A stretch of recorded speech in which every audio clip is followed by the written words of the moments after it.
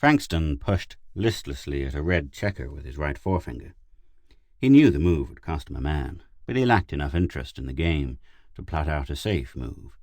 His opponent, James, jumped the red disc with a black king and removed it from the board. Gregory, across the room, flicked rapidly through the pages of a magazine, too rapidly to be reading anything, or even looking at the pitches. Russ lay quietly on his bunk, staring out of the viewport. The four were strangely alike in appearance, nearly the same age, the age where grey hairs finally outnumber black, or baldness takes over. The age when the expanding waistline has begun to sag tiredly, when robust middle age begins the slow accelerating decline towards senility. A strange group to find aboard a spaceship, but then the Columbus was a very strange ship. Bolted to its outer hull, just under the viewports, were wooden boxes full of red geraniums. An ivy wound tenuous green fronds over the gleaming hull that had withstood the bombardment of pinpoint meteors and turned away the deadly power of naked cosmic rays. Frankston glanced at his wrist chrono. It was 1 minute to 6. In about a minute, he thought, Ross will say something about going out to water his geraniums. The wrist chrono ticked 59 times. "I think I'll go out and water my geraniums," said Ross. No one glanced up. Then Gregory threw his magazine on the floor. Ross got up and walked, limping slightly, to a wall locker. He pulled out the heavy, ungainly spacesuit and the big metal bulb of a headpiece. He carried them to his bunk and laid them carefully down. "Will someone please help me on with my suit?" he asked. For one more long moment no one moved. Then James got up and began to help Ross fit his legs into the suit. Ross had arthritis. Not badly, but enough so that he needed a little help climbing into a spacesuit. James pulled the heavy folds of the suit up around Ross's body and held it, while Ross extended his arms into the sleeve sections. His hands, in the heavy gauntlets, were too unwieldy to do the front fastenings, and he stood silently while James did it for him. Ross lifted the helmet, staring at it as a cripple might regard a wheelchair which he loathed but was wholly dependent upon.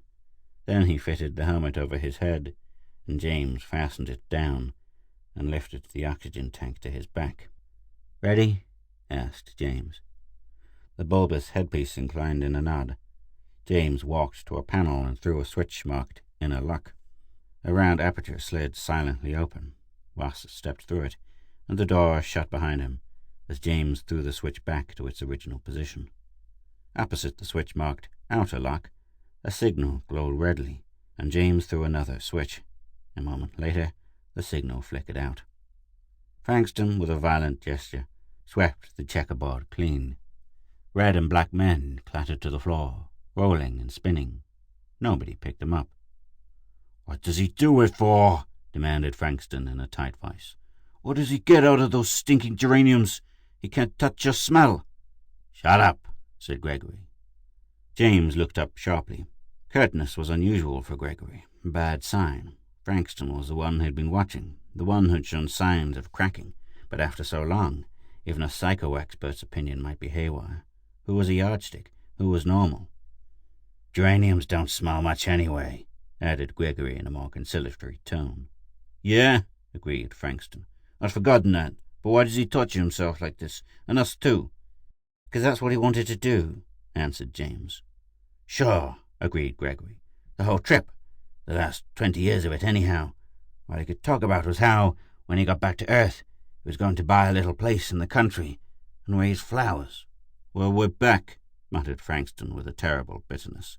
"He's raising flowers, but not in any little place in the country." Gregory continued almost dreamily. "Remember the last night out?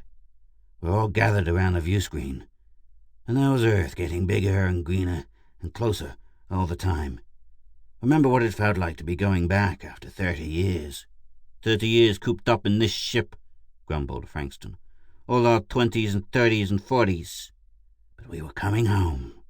There was a rapt expression on Gregory's lined and weathered face.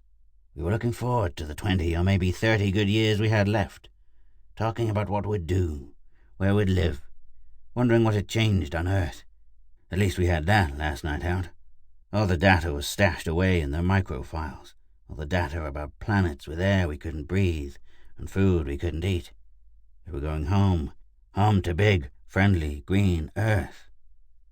Frankston's face suddenly crumpled, as though he were about to weep, and he cradled his head against his arms.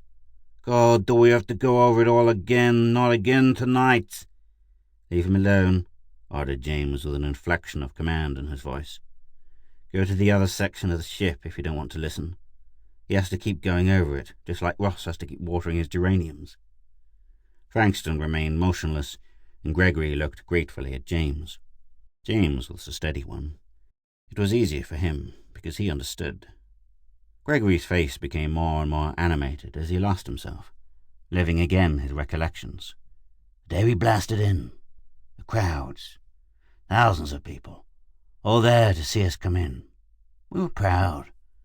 Of course, we thought we were the first to land, just like we'd been the first to go out. Those cheers, coming from thousands of people at once, for us, Russ. Lieutenant Russ was the first one out of the lock. We decided on that. He'd been in command and for almost 10 years, ever since Commander Stevens died. You remember Stevens, don't you? He took over when we lost Captain Willers. Well, anyway, Russ out first, and then you, James, and you, Frankston, and then Tribbett, and me last. Because you were all specialists, and I was just a crewman. The crewman, I should say. The only one left. Russ hesitated and almost stumbled when he stepped out, and tears began pouring from his eyes, but I thought, well, coming home after 30 years and all that. But when I stepped out of the lock, my eyes stung like fire, and 1,000 needles seemed to jab at my skin. And then the president himself stepped forward with the flowers. That's where the real trouble began, with the flowers. I remember Russ stretching out his arms to take the bouquet, like a mother reaching for a baby, and suddenly he dropped them, sneezing and coughing and sobbing for breath, and the president reached out to help him, asking him over and over what was wrong. It was the same with all of us. We turned and staggered back to the ship, closing the lock behind us. It was bad then. God, I'll never forget it. The 5 of us, moaning in agony, gasping for breath, our eyes all swollen shut. And the itching. That itching. Gregory shuddered. Even the emotionally disciplined James set his teeth and felt his scalp crawl at the memory of that horror. He glanced toward the viewport, as though to cleanse his mind of the memory. He could see Ross out there, among the geraniums, moving slowly and painfully in his heavy spacesuit. Occupational therapy. Ross watered flowers, and Gregory talked, and Frankston was bitter, and himself. Observation, maybe. Gregory's voice began again, and then they were pounding on the lock, begging us to let the doctor in, but we were all rolling and thrashing with the itching, burning, sneezing, and finally James got himself under control enough to open the locks and let them in. Then came the tests, allergy tests, remember those? That cut a little row of scratches in your arm. Each man instinctively glanced at his forearm, saw neat rows of tiny pink scars, row on row. Then that put a little powder in each cut, and each kind of powder was an extract of some common substance we might be allergic to. The charts they made were full of P's, P for positive, long columns of big red P's, of pollen, dust, wool, nylon, cotton, fish, meat, fruit, vegetables, grain, milk, whiskey, cigarettes, dogs, cats, everything. And wasn't it funny about us being allergic to women's face powder? We were allergic to women from their nylon hose to their face powder. 30 years of breathing purified, sterilized, filtered air. 30 years of drinking distilled water and swallowing synthetic food tablets had changed us. The only things we weren't allergic to were the metal and plastic and synthetics of our ship. This ship. We're allergic to Earth. That's funny, isn't it? Gregory began to rock back and forth, laughing the thin, high laugh of hysteria. James silently walked to a water hydrant and filled a plastic cup. He brought Gregory a small white pill. You wouldn't take this with the rest of us at supper. You'd better take it now. You need it. Gregory nodded bleakly, sobering at once, and swallowed the pellet. He made a face after the water. Distilled, he spat. Distilled. No life. Like us. Distilled. If only we could have blasted off again. Frankston's voice came muffled through his hands.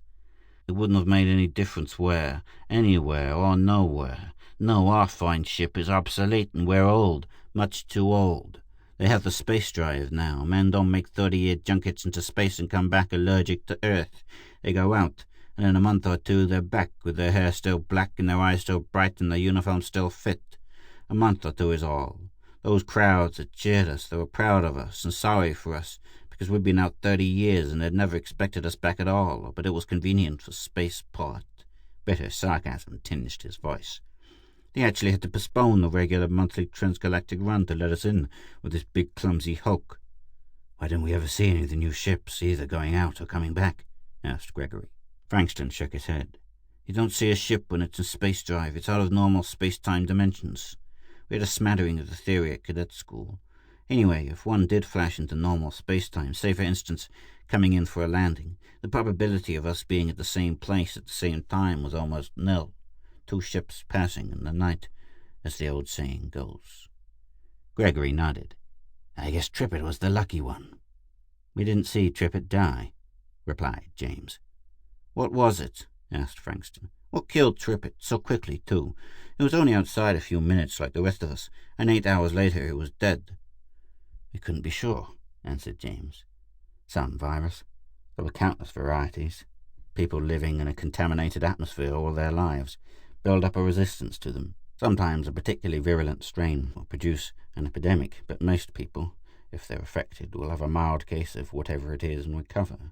But after 30 years in space, 30 years of breathing perfectly pure, uncontaminated air, Trippitt had no antibodies in his bloodstream. The virus hit, and he died. But why didn't the rest of us get it? Asked Gregory. We were lucky. Viruses are like that. Those people talked about building a home for us, muttered Frankston. Why didn't they? It wouldn't have been any different, answered James gently. It would have been the same. Almost an exact duplicate of the ship, everything but the rockets. Same metal and plastic and filtered air and synthetic food. It couldn't have had wool rugs or down pillows or smiling wives or fresh air or eggs for breakfast. It would have been just like this.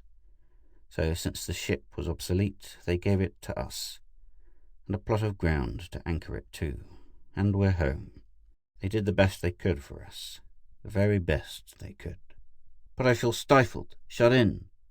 The ship is large, Frankston. We all crowd into this section, because without each other we'd go mad. James kicked the edge of the magazine on the floor. Thank God we're not allergic to decontaminated paper. They're still reading. We're getting old, said Gregory. Someday one of us will be here alone. God help him, then, answered James, with more emotion than was usual for him. During the latter part of the conversation, the little red signal had been flashing persistently. Finally, James saw it. Ross was in the outer lock. James threw the decontaminator switch, and the signal winked out. Every trace of dust and pollen would have to be removed from Ross's suit before he could come inside the ship. It's like on an alien planet, commented Gregory. Isn't that what this is to us, an alien planet? Asked Frankston, and neither of the other men dared answer his bitter question.